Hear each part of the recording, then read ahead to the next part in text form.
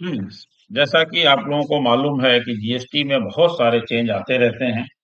उसी से संबंधित एक आईटीसी के संबंध में एक चेंज आया है जिसे हमें आप लोगों के साथ डिस्कस करना है, क्योंकि अब हमारे जीएसटीआर 3B फाइल करने का समय आ रहा है और उसमें हमें उस आईटीसी को कैसे लेना है ये भी समझना आवश्यक है। उससे पहले एक छोटी सी रिक्वेस्ट कि अगर आपने अभी तक हमारा चैनल सब्सक्राइब नहीं किया है तो कृपया सब्सक्राइब करें और बेल आइकन अवश्य प्रेस करें, जिससे हमारे अपलोड होने वाले वीडियो आपको जल्दी से जल्दी मिल सके। तो आइए देखते हैं कि जीएसटी में आईटीसी के संबंध में अब क्लेम करने के संबंध में उन्होंने क्या चेंज किया है। तो देखिए, जैसा कि हम लोग देख पा रहे हैं कि जीएसटीआर 3B की ये टेबल्स हैं। जीएसटीआर 3B की टेबल में जो एलिजिबल आईटीसी है, इस एलिजिबल आईटीसी में उन्होंने चेंज किया है। देखिए, अगर हम इसकी टेबल्स को देखें तो सबसे पहली बात यह है कि इस टेबल में कोई भी चेंज हमें दिखाई नहीं पड़ रहा है, लेकिन इस टेबल में अब उन्होंने चेंज कर दिया है। और वो चेंज क्या किया है? चेंज ये किया है कि अभी तक जो हम आईटीसी क्लेम करते थे वो करते थे ऑल अदर आईटीसी के कारण से। चूंकि अभी टू बी जनरेट नहीं हुआ है, इसलिए टू बी की फिगर्स इसमें नहीं आ रही हैं। नहीं तो मैं आपको जनवरी का ये दिखा पाता कि यहाँ पर टू बी से जो डेटा उठ करके आ रहा है वो कौन कौन से कॉलम में कहाँ पर आ रहा है। तो मैं आपको बता देता हूं, लेकिन अगर आप लोग चाहेंगे तो जीएसटीआर 2B जनरेट होने के बाद मैं फिर से इसको क्लैरिफाई करने के लिए एक छोटा सा वीडियो बना दूंगा। तो देखिए, यहाँ पर हमें ध्यान क्या रखना है जीएसटीआर 3B फाइल करने से पहले, वो ये कि अभी तक जो भी आपकी अदर आईटी जो भी आईटीसी आप क्लेम करते थे वो इस कॉलम में दिखाया करते थे। लेकिन अगर आपका कोई डेबिट नोट या क्रेडिट नोट हुआ करता था तो उसकी फिगर्स इसमें नेट ऑफ ना होकर के यहाँ पर अदर्स वाले कॉलम में आया करती थी। दूसरी चीज ये है कि यहाँ पर आपको ये भी ध्यान रखना कि as per rule 38, 42 and 43 of CGST rules and section 17 subsection 5, तो यहाँ पर हमें कौन सी दिखानी, क्योंकि कई बार यहाँ पर भी हम लोग गलती करते हैं। और वो क्या है? Non reclaimable ITC such as on account of rule 38, 42 and 43 of the CGST rules and ineligible ITC under section 17 subsection 5 shall be reported here। यानी वो आईटीसी यहाँ पर शो की जाती थी जिसको हमें रिक्लेम नहीं करना है। ठीक है, जो आईटीसी परमानेंट हमें रिवर्स करनी है वो आईटीसी हमें यहाँ पर शो करनी होती है। लेकिन अगर हमें कोई आईटीसी रिक्लेम करनी है तो वो आईटीसी हम अदर्स वाले कॉलम में दिखाते हैं। यहाँ पर इन्होंने देखिए इसको भी स्पष्ट कर दिया। ये चीजें बहुत ध्यान रखने की जरूरत होती है, क्योंकि जब जीएसटीआर 3B फाइल करते हैं तो कई बार ऐसी गलतियां हो जाती हैं।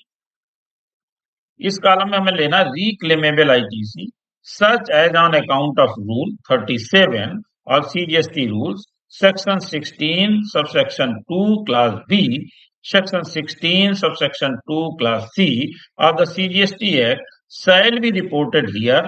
Inwardly available ITC may also be reversed here। तो यहाँ पर अगर हमें कोई आईटीसी इन सेक्शन के कारण रिवर्स करनी पड़ रही है तो हम उसको रिक्लेम कर सकते हैं। इसलिए हम इस कॉलम का प्रयोग करेंगे उस आईटीसी के लिए जिसको हमें आगे रिक्लेम करना है।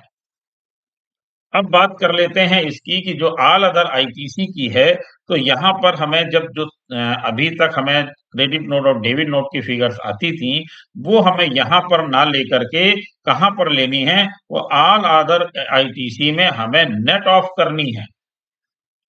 ये ध्यान रखिएगा कि क्रेडिट नोट और डेबिट नोट की फिगर्स को हमें ऑल अदर आईटीसी में नेट ऑफ करनी है, और ये जनवरी के ही जीएसटीआर 3B से लागू हैं। जो जनवरी का जीएसटीआर 3B हम फाइल करने जा रहे हैं उसमें हमें इस बात का ध्यान रखना है। क्यों? क्योंकि उन्होंने जीएसटीआर 1 में ही ऐसा कर दिया है कि वहां से ही आपकी ये फिगर यहाँ पर नेट ऑफ होकर के आएंगी, और वो भी इसी मंथ से।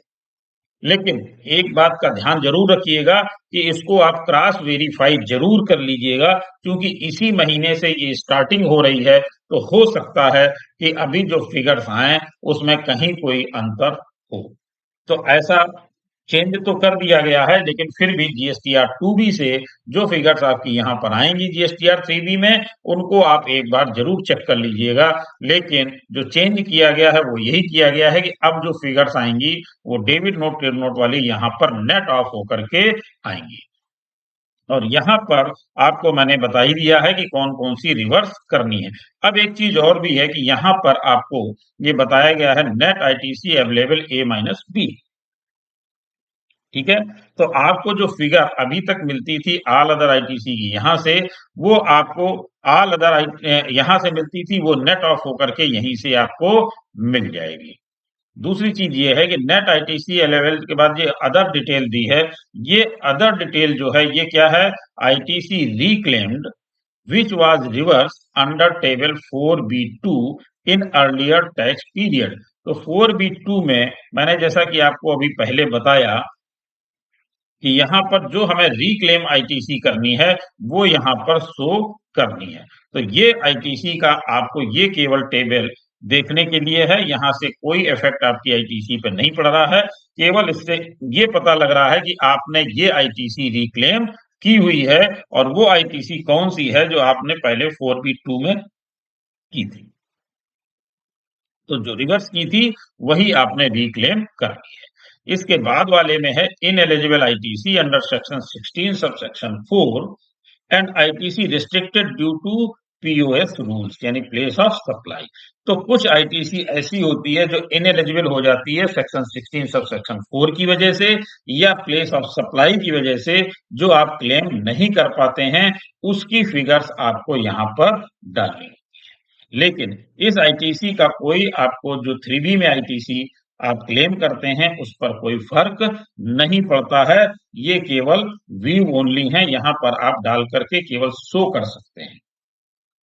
लेकिन यहाँ पर आपको जरूर से जरूर ध्यान रखना है कि यहाँ पर जो आपको आईटीसी अब भरनी है वो नेट भरनी है और जीएसटीआर 2B से आप जरूर से जरूर इसको क्रॉस वेरीफाई कर लें।